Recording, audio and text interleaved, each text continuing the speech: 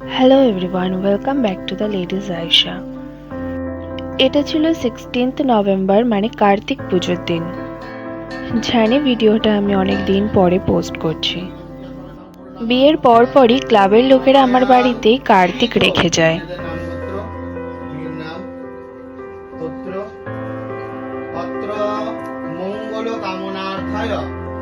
প্রেমের অফিসার মোমোকে সামলেও সমস্ত নিয়ম কানুন মেনে আমরা এই কার্তিক পুজো সারি।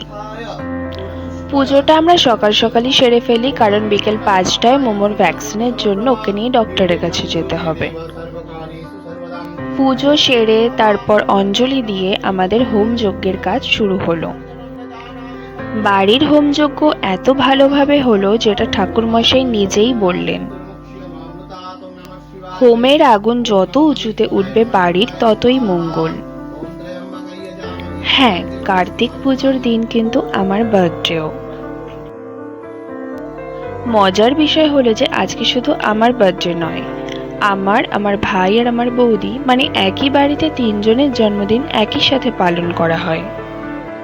আমার বাড়িতে একটা নিয়ম হলো যে জন্মদিনের দিন তোমরা যেখানেই থাকো না কেন, ঠিক সন্ধ্যের সময় সবাইকে বাড়িতে থাকতেই হবে।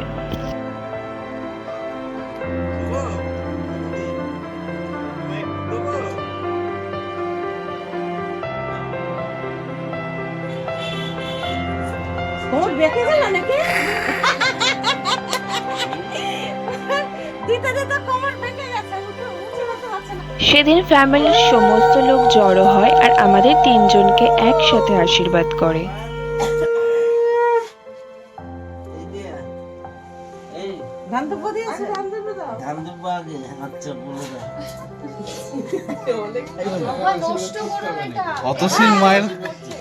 অতসীর মায়ের কনফিউশন হচ্ছে কোন আঙুলে দেবে।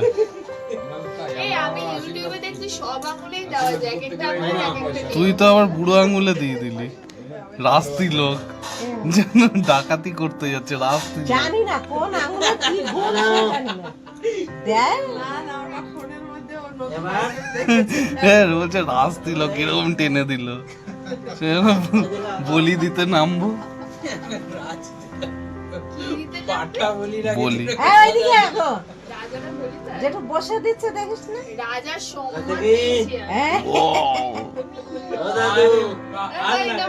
এবার বাজে লাগছে দেখতে। মোমো ভালো মিষ্টি খায়। পায়েস খেতে ভালোবাসে। আশীর্বাদের পর্ব শেষ হলে ঠাকুমা বা বড়মার হাতের পায়েস খেয়ে আমরা কেক কাটিং করি।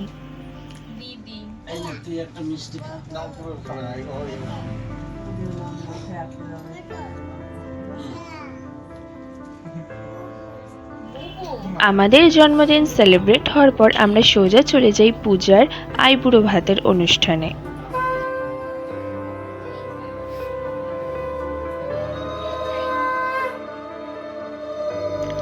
আমার যদি ছোটবেলার কোনো প্রথম বন্ধু হয়ে থাকে সেটা হলো পূজা, যে তার 2-3 বছর বয়সে আমাদের বাড়ির একদম সামনের বাড়িতেই আসে। আর মজার ব্যাপার হলো জয়শ্রী মানে পূজার আমারই পিসির ছোট ছেলের সাথে কালকেই বিয়ে।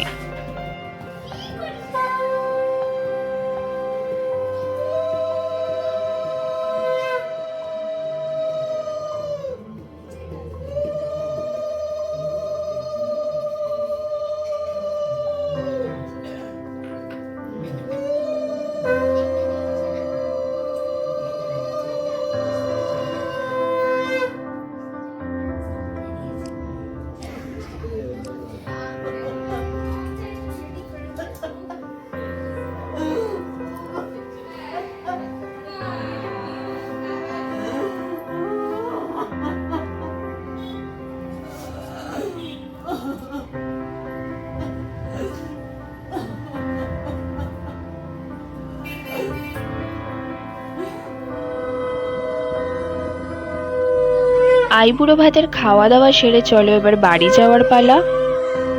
কালকেই কিন্তু বাড়িতে বিয়ে, আর তোমরা কিন্তু বিয়ের ভিডিওগুলো মিস করো না।